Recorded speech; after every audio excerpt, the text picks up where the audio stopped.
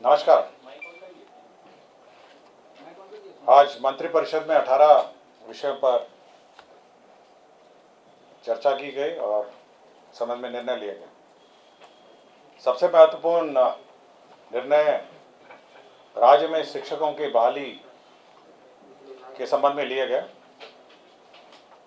बिहार राज्य विद्यालय अध्यापक नियुक्ति स्थानांतरण अनुशासनिक कार्रवाई सेवा शर्त नियमावली 2023, आपको याद होगा कि कुछ दिन पहले ही मंत्रिपरिषद ने इसकी स्वीकृति दी गई और अब इसके अंतर्गत पदों के सृजन हुए, जिसमें मूल कोटि के 40,185 पद जो मरणशील हो गए थे एवं विशेष शिक्षक के लिए पंचायत प्रारंभिक शिक्षक, नगर शिक्षक के क्रम से मूल कोटि के स्नातक कोटि के 5,534 एवं 1,745 सभी पदों को प्रत्यार्पित करते हुए अब 1 से 5 तक के जो पद हैं वो 85,477 और 6 से 8 1,745 पद।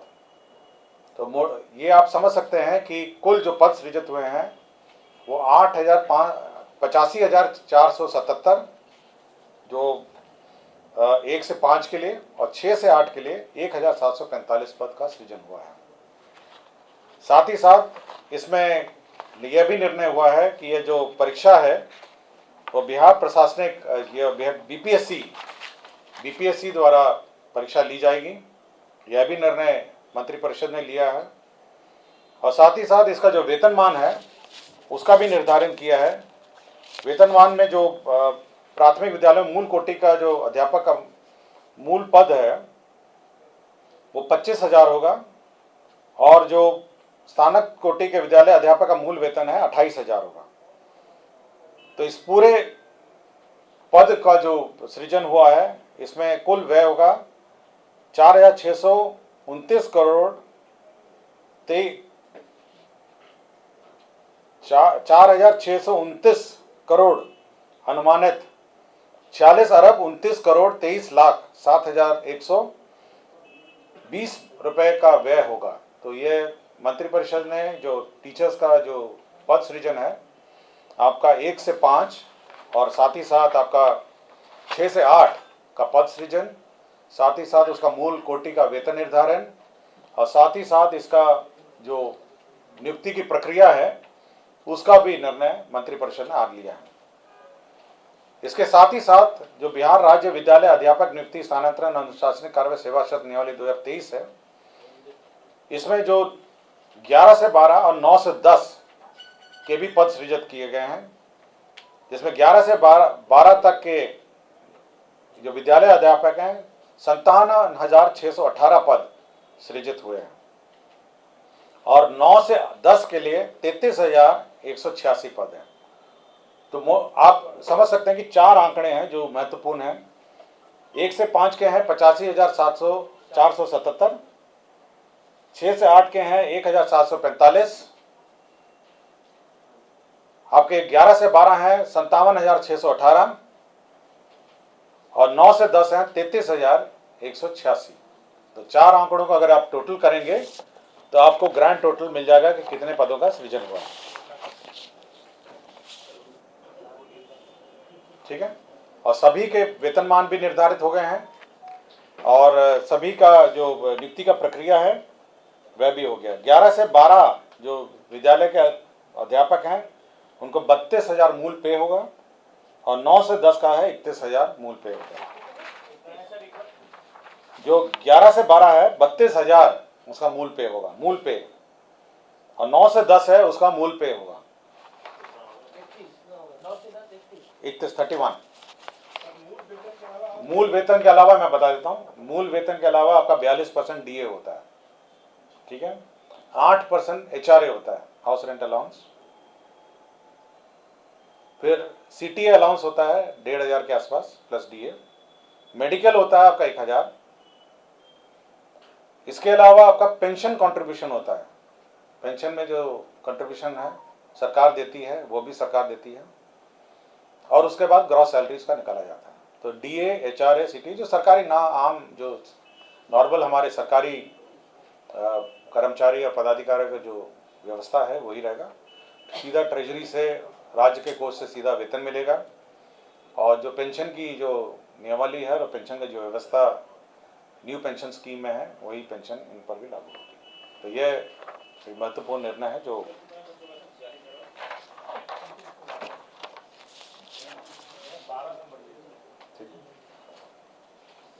उन दोनों का मूल वेतन कितना बताया सर? 1 से 5 वाला 1 से 5 में पढ़ देता हूँ फिर से। 25,000 है 1 से 5 का, 6 से 8 का है 28,000, 9 से 10 का है 31,000 और 11 से 12 है 32,000। अब इस पे आप 42% डीए जोड़िएगा, 8% एचआरए जोड़िएगा, फिर सीटीए जो होता है 1,500 का वो जोड़िएगा, फिर उस पर डीए और जोड़िएगा, फिर मेडिकल 1,000 जोड़िएगा, उसके बाद आपको नेट सैलरी आएगा। उसके बाद फिर पेंशन कंट्रीब्यूशन जो है सरकार देती है 14%। 14% सरकार का पेंशन कंट्रीब्यूशन होता है, वो 14% और जोड़िएगा, तब आप मोटा मोटी ग्रॉस सैलरी पे आएंगे। ठीक है, सर एक शिक्षक को कितना मिल जाएगा?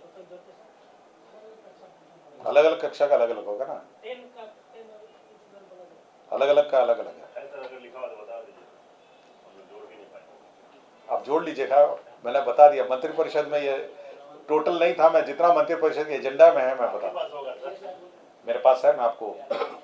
सर ये कब तक फिल हो जाएंगे 1 लाख? देखिए, ये राज्य सरकार का निर्णय है कि जल्द से जल्द इसको इमीडिएटली एग्जाम कंडक्ट किया जाए, उसको भरे जाए सारे बीपीएससी के थ्रू। सारे बीपीएससी का।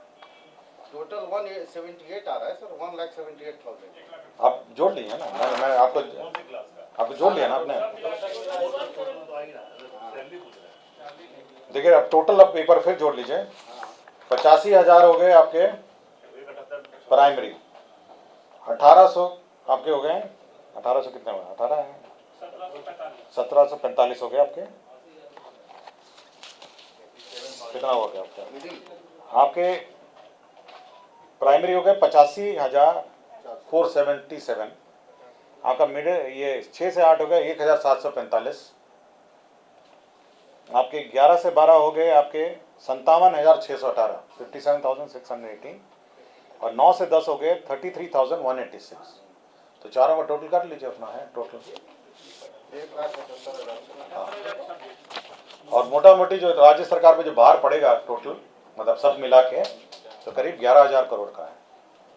ठीक है ना, टोटल मैंने बता भी दिया आपको, 11,000 करोड़ आसपास इन सबका वेतन। ये आपने जो बताया sir 4,629 crore, what is that? एक आपने बताया टोटल कौन सा? हाँ, टोटल मैंने बताया ना आपको, 4,000। अनुमानित है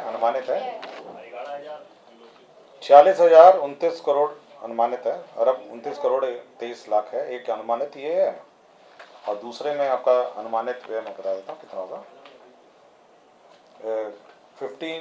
5,994, 59 अरब 94 करोड़ 22 लाख 24,000, दोनों जोड़ लीजिए।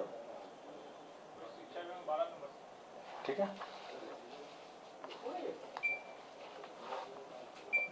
ये परिवहन के संबंध में एक महत्वपूर्ण निर्णय है। गया और मुजफ्फरपुर नगर निगम क्षेत्र में 15 वर्षों से अधिक पुराने जो सभी प्रकार के वाहन हैं, उसका परिचालन 1/10/2023 से बंद हो जाएगा, मतलब ये प्रतिबंधित रहेगा। तो यह मंत्रिपरिषद ने स्वीकृति दी है कि 15 साल से पुराने जो वाहन हैं 1/10/2023 से अब नहीं चलने। इसके साथ साथ राज्य सरकार ने एक अन्य मामलों में परिवेशीय वायु गुणवत्ता सुधार के लिए गया नगर निगम, मुजफ्फरपुर नगर निगम के सभी प्रकार के डीजल चालित तिपहिया वाहन का परिचालन 30/9/2023 की मध्य रात्रि प्रतिबंध किए जाने एवं बिहार स्वच्छ ईंधन योजना 2019 का अवधि विस्तार 31/3/2024 तक क्षेत्र विस्तार गया एवं मुजफ्फरपुर नगर निगम में किए जाने एवं इस योजना में पटना, गया, मुजफ्फरपुर के तिपहिया मालवाहक वाहनों के लिए अनुदान, तो अब अनुदान का प्रावधान है, रिप्लेसमेंट का अनुदान है और साथ ही साथ नए खरीदने का और रेट्रोफिटिंग का भी अनुदान है। कितना अनुदान मिल रहा है? डीजल चलनित अथवा पेट्रोल चलनित तिपहिया मालवाहक वाहन का नए सीएनजी चलनित तिपहिया मालवाहक के प्रतिस्थापन पर 40,000 रुपये मिलेगा। डीजल चलनित अथवा पेट्रोल चलनित तिपहिया वाहन मालवाहन का नए बैटरी चलनित तिपहिया मालवाहन के प्रतिस्थापन पर 25,000 मिलेगा। पेट्रोल चलने तिपहिया वाहन में सीएनजी किट लगाने रेट्रोफिटिंग पर 20,000 मिलेगा। तो 3 है, एक 40,000 है, 25,000 है और 20,000। शिक्षा विभाग का एक अन्य मामला था जिसमें अल्पसंख्यक शैक्षणिक संस्थाओं में दर्जा देने का यह व्यवस्था की गई है। जो अल्पसंख्यक शैक्षणिक संस्था है इसके लिए शिक्षा विभाग को प्राधिकृत किया गया है, लेकिन शिक्षा विभाग प्राधिकृत मतलब अप्रूव करने के पूर्व अल्पसंख्यक कल्याण विभाग से अनापत्ति संचिका में लेते हुए यह अनुमानियता निर्गत करेगी। तो यह एक महत्वपूर्ण निर्णय है। देखिए, अल्पसंख्यक शैक्षणिक संस्थाओं का दर्जा कुछ संस्थाओं को मिलता है, इसके लिए नियमावली अलग है। आपको जानकारी होगा कि इसके लिए अलग से नियमावली भारत सरकार की भी है, और ये national commission for minority education institution act 2004 का एक एक्ट है, the national commission for minority education institution act 2004। इसके अंतर्गत प्रावधान है कि कैसे अल्पसंख्यक संस्थाओं को कैसे मान्यता दी जाए। तो हाँ, ये अल्पसंख्यक ये जो स्कूल्स हैं, माइनॉरिटी स्कूल्स हैं, क्रिश्चियन स्कूल्स हैं, ये सारे स्कूल्स हैं जो स्कूल्स हैं। नहीं, कोई अप्लाई करेगा कि हम अल्पसंख्यक संस्था हैं, हम लोग हाई स्कूल चलाना चाहते हैं, हमको अल्पसंख्यक संस्था का श्रेणी का दर्जा दिया जाए, अल्पसंख्यकों के विशेष के लिए है, तो उसमें ये प्रावधान है। ये एक्ट जो एक्ट मैंने आपको बताया, ये 2004 का एक्ट है, the national commission for minority education institution act 2004। इसमें एक अप्रोप्रिएट अथॉरिटी किसी को निर्धारित करना था जो ये अप्रूवल देगा। तो राज्य सरकार ने निर्णय लिया है कि शिक्षा विभाग इसका नोडल डिपार्टमेंट होगा, और जब भी देगा तो अल्पसंख्यक जो डिपार्टमेंट है, अल्पसंख्यक जो डिपार्टमेंट है, विभाग है, उससे अप्रूवल लेने के बाद देगा। अभी तक सर इसका प्रावधान पहले कुछ था क्या? पहले ये बहुत ही पुराने एक नियम से चलता था, मेरे ख्याल से 1969 या किसी का कोई नियम से चलता था। तो अब ये जो लेटेस्ट एक्ट के आधार पर ये दिया जाएगा। पहले बहुत पुराना एक नियम था, इसके आधार पर दिया जाता था, अब ये नए नियम दिया। मैं आपको कैबिनेट का निर्णय कम्युनिकेट कर रहा हूँ, ये विभाग आपको बताएगा कि ये अभी अप्लाई, ये जो नए जो अप्लाई करेंगे उनको मान्यता देने के लिए ये प्रावधान। ये नीति जो चलाते हैं वो लोग अप्लाई करेंगे। हाँ, जो कहेंगे कि हम अल्पसंख्यक संस्था, हमारा रजिस्ट्रेशन अल्पसंख्यक संस्थाओं में होना चाहिए, उनको अलग से कोई प्रिविलेजेस भी हैं, तो उनका रजिस्ट्रेशन की प्रक्रिया और उनको मान्यता देने की प्रक्रिया सरकार, राज्य सरकार ने निर्धारित की है। इसमें क्या फाइनेंशियल एड भी होगा सर? कुछ फाइनेंशियल एड? ये अभी केवल मान्यता है, तो पहले तो मान्यता है, उसके बाद एडमिशन की कुछ प्रक्रियाएं हैं, कुछ छूट है, ये सब हैं। तो पहले ये मान्यता है कि अल्पसंख्यक एजुकेशन संस्था का मान्यता। Basically they will be governed by state government education. ये जो रूल्स हैं, जो एक्ट है, उसके प्रावधान में वो होंगे, और अल्पसंख्यक शैक्षणिक संस्थाओं को मान्यता प्राप्त करने का, ठीक है ना। समाज कल्याण में पहले आपको याद होगा कि 10,000 बैटरी चालित ट्राईसाइकिल उपलब्ध कराने का निर्णय राज्य सरकार ने पिछले साल लिया था। तो इस साल भी लागू होगी, लेकिन ये जो 10,000 की लिमिट है उसको राज्य सरकार ने शिथिल कर दिया है। तो जितना बजट होगा उतना हम लोग, जितनी आवश्यकता होगी उसके अनुसार हम लोग इसको वितरण करेंगे। तो 10,000 की सीमा है वो बंद कर दी, शिथिल कर दिया है, और साथ ही साथ इस वर्ष भी योजना चालू है। भारत सरकार की एक योजना है, महिला एवं बाल विकास मंत्रालय भारत सरकार, वित्तीय वर्ष 2022-23 एवं 25-26 तक मिशन शक्ति योजना को स्वीकृत किया है। इसमें 59,80,52,417 रुपये है। तो बेसिकली इसमें जो भारत सरकार ने विभिन्न योजनाएं थी, उनकी मल्टीपल छोटी छोटी योजनाएं थी, उसको कंबाइन करके उसको मिशन शक्ति योजना करके उन्होंने नाम दिया है, और 59,80,52,417 का इसमें योजना होगा। इसमें भारत सरकार का अंश होगा 50,65,63,93,297, और बिहार सरकार का इसमें राज्य अंश होगा 9,14,59,120। ये एक महत्वपूर्ण योजना है भारत सरकार की जो स्वीकृत हुआ है। इसमें आप पब्लिक को कैसे क्या सुविधा मिलेगी? इससे सारी पुरानी ऑनगोइंग योजनाएं हैं, जैसे वन स्टॉप सेंटर है, आपका वन स्टॉप सेंटर महिलाओं के लिए चलता है, बेटी बचाओ बेटी पढ़ाओ घटक है, महिला हेल्पलाइन चलता है इसमें, और प्रधानमंत्री मातृत्व वंदना योजना है। ये सारी 4 योजनाएं हैं जो चलती थी, इसको कंबाइन करके एक योजना करा गया। पंचायती राज विभाग में अब हर पहले जो लेखापाल और आईटी सहायक है वह सीमित थे, जिसमें 4 या 2 करके कंबाइंड हम लोगों ने सैंक्शन किए थे। अब हर पंचायत में लेखापाल से आईटी सहायक का लिए 6570 पदों का सृजन किया गया है। ये संविधान आधारित होगा। पहले 4 पंचायतों पे 1 के दर से कुल 2096 थे, इसको बढ़ा के 6570 कर दिया गया। तो हर पंचायत में अब लेखापाल से आईटी सहायक आप पदस्थापित होना।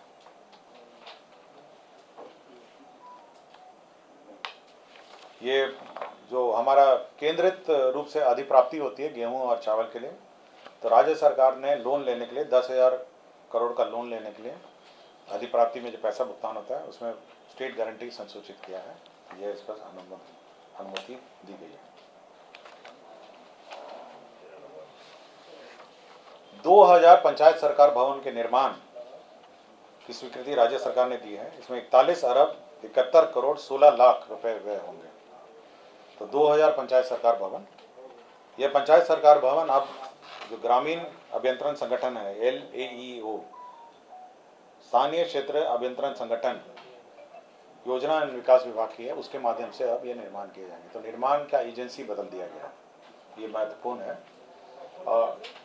जो LAEO है ना, ग्रामीण जो ग्रामीण, हाँ जो नहीं ये स्थानीय क्षेत्र अभियंत्रण संगठन, जो लोकल एरिया इंजीनियरिंग ऑर्गेनाइजेशन, जो स्थानीय क्षेत्र है, जो मुख्यमंत्री क्षेत्र विकास योजना का कार्यान्वयन करते हैं, बहुत सारी योजनाएं कार्यान्वयन करते हैं स्थानीय क्षेत्र में, तो उनके माध्यम से यह निर्माण होंगे। तो 2000 हमारे पंचायत सरकार भवन होंगे और सभी पंचायत सरकार भवन का अलग अलग टेंडर निकलेगा, मतलब कोई क्लबिंग नहीं होगा। एक पंचायत अभी संभवतः पंचायत अपने करता था, अलग अलग निकलेगा, कोई क्लबिंग करके निकला है। 2000 टेंडर निकलेंगे और ताकि स्थानीय क्षेत्र में जो अभिकर्ता हैं भाग ले सकें और उसका निर्माण कर सकें। पंचायत सरकार भवन, ये एशियन डेवलपमेंट बैंक के माध्यम से 3 शहरों में पेयजल योजना चल रही थी, भागलपुर और गया में।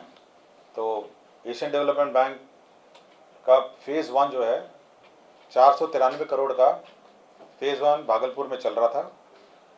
अब उसकी वर्तमान अनुमानित लागत 299.41 करोड़ रुपए की अब पुनरीक्षित प्राथमिक स्वीकृति दी गई है और बचे हुए कार्य अब राज्य योजना मद से किए जाएंगे। अब ADB के स्थान पर राज्य योजना मद से योजना का कार्यान्वयन किया जाएगा। इसी तरह फेज 2 जो है एशियन डेवलपमेंट बैंक भागलपुर का 331 करोड़ 35 लाख का पुनरीक्षित प्रशासनिक स्वीकृति दी गई है और बचे हुए कार्य अब राज्य योजना से होंगे। तो ADB के स्थान पर राज्य योजना होगा। इसी तरह गया में भी 485.84 करोड़ का योजना की प्रशासनिक स्वीकृति दी है और बचे हुए कार्य को यह राज्य योजना मद से किया जाएगा। ये तीनों योजना इन शहरों में पेयजल की जो योजनाएं हैं, जो तीनों ही गंगा जल से संबंधित है। भागलपुर भी गंगा जल से ही सप्लाई होता है पानी और गया वाले भी गंगा जल से। तो इनका जो क्षेत्र में जो तीनों स्थानों में जो पेयजल योजनाओं का कार्यान्वयन है, अब जो बचा हुआ कार्य है ADB के स्थान पर राज्य योजना से किया जाएगा।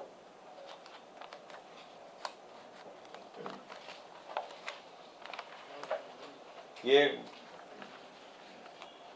बिहार मानसिक स्वास्थ्य देखभाल राज्य मानसिक स्वास्थ्य प्राधिकरण नियमावली यह स्वीकृत की गई है और इसमें अब जितने भी लोग मानसिक स्वास्थ्य से संबंधित कार्य कर रहे हैं उन पर सुपरविजन रखने के लिए एक कमेटी बनाई गई है और इस कमेटी के माध्यम से अब किया जाएगा और एक प्राधिकरण बनाया गया है। तो प्राधिकरण के माध्यम से सुपरविजन होगा और इस प्राधिकरण के जो हेड होंगे वो स्वास्थ्य विभाग के अंतर्गत होगा और स्वास्थ्य विभाग के अपर मुख्य सचिव इसके कमेटी में। इसी तरह जिला स्तर पर भी है और राज्य स्तर पर भी एक कमेटी है।